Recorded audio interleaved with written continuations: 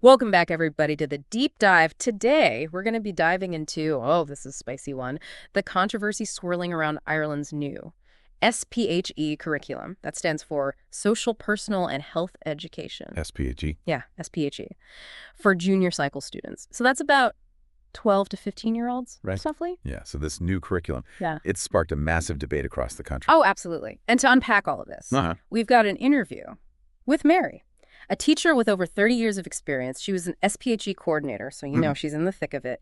And she went to a training course run by Dublin City University, DCU, to prepare for this new curriculum rollout. Wow. And at this, she was so disturbed by what she saw and experienced that she resigned in protest. Wow. Resigning after a 30-year career. That's a powerful statement. It sounds like something at that training really shook her. Yeah. I mean, can you imagine? 30 years, you walk into this training, you're expecting professional development. Yeah. Yep. Just getting prepped to teach the material. Right. But what she encountered was a whole different story. So let's dive into Mary's experience. What exactly did she find so shocking? So one of the things that really stood out was an activity where teachers were asked to create male and female genitalia using Play-Doh and art supplies. Okay. Certainly unconventional. Yeah. In teacher training, I mean, it does raise questions about what's appropriate for that age group. 12 to 15-year-olds, developmentally, emotionally, psychologically. Some might be very uncomfortable, even distressed by that kind of activity. Yeah, and to her, that was just the tip of the iceberg. Another activity involved watching a video with an animated cartoon figure demonstrating masturbation. Okay, now that seemed to cross the line.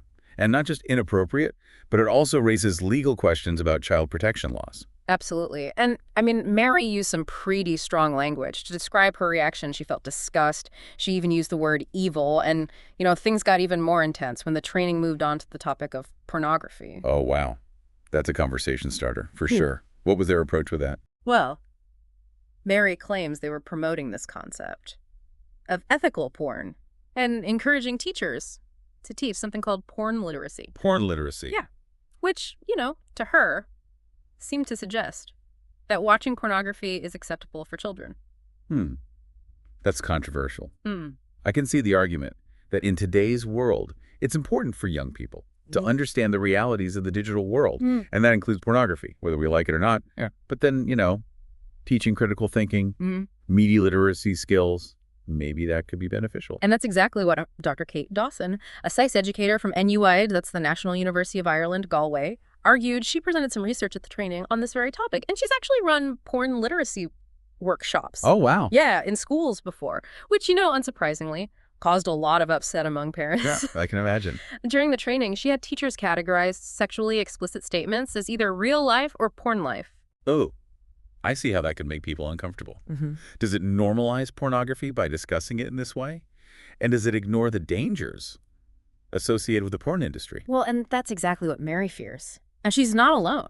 Ronan Mullen, an independent politician here in Ireland, has been very vocal about the need to restrict children's access to pornography. Right. So this isn't just a theoretical debate. It's hitting a nerve with parents and lawmakers. Absolutely. And the training didn't stop there. It went on to advise teachers on how to handle those really tricky, explicit questions about sex that students might ask. Like, wait. What is a chest binder? Or how do two men have sex? Right. I can understand why teachers would need some guidance on that. Those are delicate topics, not necessarily the easiest conversations to have in a classroom setting. For sure. And it's not that those questions shouldn't be addressed, but Mary felt the approach the training recommended, providing short, factual answers with no moral context or discussion of safeguarding concerns, was just not adequate.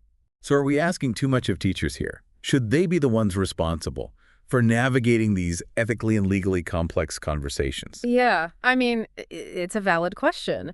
And Mary wasn't alone in her discomfort. Many other teachers at the training shared similar concerns, especially during the activity, where they had to categorize words associated with sexual acts as either sexual or intimate. And what were some of the terms on this list? Well, get this. It included words like fisting and mutual masturbation. Wow. That's jarring, and it directly relates to Mary's claim that the new SPHE curriculum uses a very broad, all-encompassing definition of sexual activity. Exactly. Much wider than perhaps what we've seen in the past. So how does this new definition compare to what was taught before? And what are the implications for teaching and safeguarding practices? Yeah, and moving on to another key concern that Mary raised, the training's approach to gender identity was particularly troubling. She felt it was completely one-sided. How so? Well, fully embracing a specific ideology without allowing for alternative viewpoints or even acknowledging the potential for harm. So full affirmation, no questions asked. Yeah, it was almost like there was this unspoken rule. Disrupting. But then in other areas, Yeah. like discussing healthy eating habits, teachers were afraid to speak up for fear of upsetting students struggling with anorexia. So on one hand, there's this intense focus on inclusivity, affirming certain identities, but then there's a fear of open dialogue, exploring different perspectives, especially when it comes to sensitive topics. Yeah, it creates a very complicated dynamic for educators. And Mary even pointed out that the NCCA, the National Council for Curriculum and Assessment, which falls under the Department of Education, actually instructs teachers to affirm students' gender identities, even if the students themselves are expressing discomfort or confusion about their biological sex. Wow. That brings up some serious ethical and legal considerations. What are the boundaries of a teacher's role? What about the rights of parents to be involved in these sensitive conversations? And most importantly, how do we ensure we're acting in the best interests of the children? These are all crucial questions, and this emphasis on inclusivity, which was a major theme throughout the DCU training. It extended beyond the classroom in a separate training run by ETBI, that's the Education and Training Boards Ireland. Mary was actually asked to introduce herself with her pronouns. The pronoun introductions. It's gained a lot of traction recently, but it certainly has its critics. Yeah. Mary definitely fell into the latter camp. She objected to it, but the instructor insisted that it was essential for creating an inclusive classroom. And this push for inclusivity was front and center at the DCU training as well, with discussions about inclusivity weeks and integrating these topics across all subjects. So it seems like this isn't just about SPHE, it's about a broader shift in the educational landscape.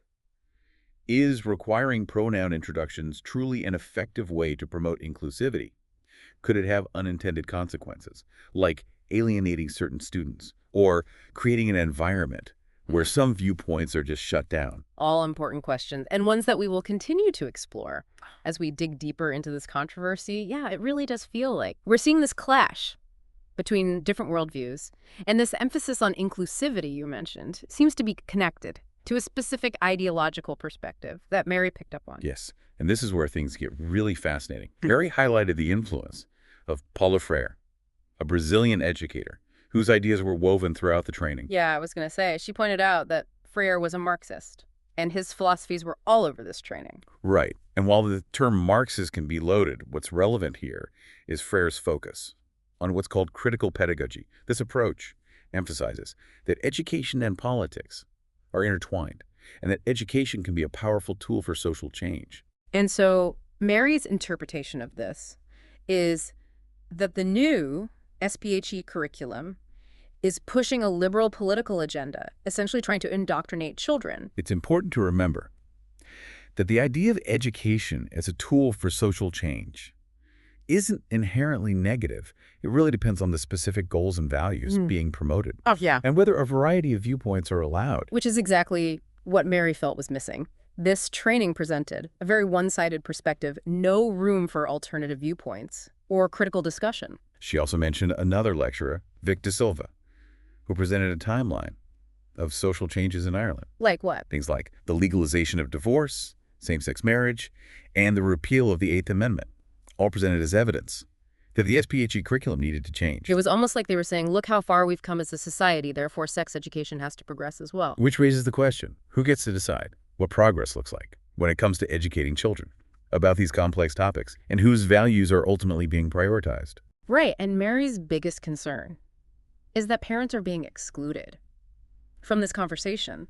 She argued that opting children out of the new SPHE curriculum is now much harder because it's not just a separate subject anymore. It's woven into various other subjects. So it's difficult to know exactly what's being taught.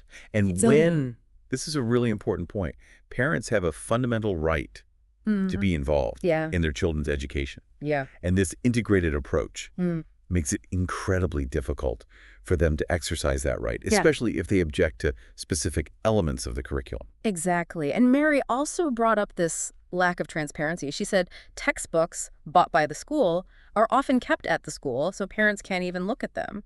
And she mentioned this secrecy pact, where students are told what happens in class stays in class. That does raise concerns about accountability. If parents don't have access to the materials or a clear understanding of what's being discussed, how can they engage in meaningful dialogue? Yeah, almost like there's a deliberate effort to keep parents in the dark. And you can't forget about the limitations on mobile phones in schools. Oh, right. Mary seemed to think this is another way to prevent students from recording or sharing what's happening in the classroom. It's interesting how technology plays into all of this. I mean, on one hand, there are valid reasons to limit phone use in school, but on the other, it can feel like an attempt to control the narrative, prevent information from getting out. It creates a tension between the desire to maintain order and the importance of transparency, open communication. For sure. And it's not just parents who are feeling uneasy. Mary mentioned a memo from the ASTI, that's the Association of Secondary Teachers, Ireland, one of the main teachers' unions, acknowledging the new curriculum deals with sensitive topics. Interesting. What was the gist of it? Well, it actually advised teachers who are uncomfortable with the material to simply not teach it. Wow.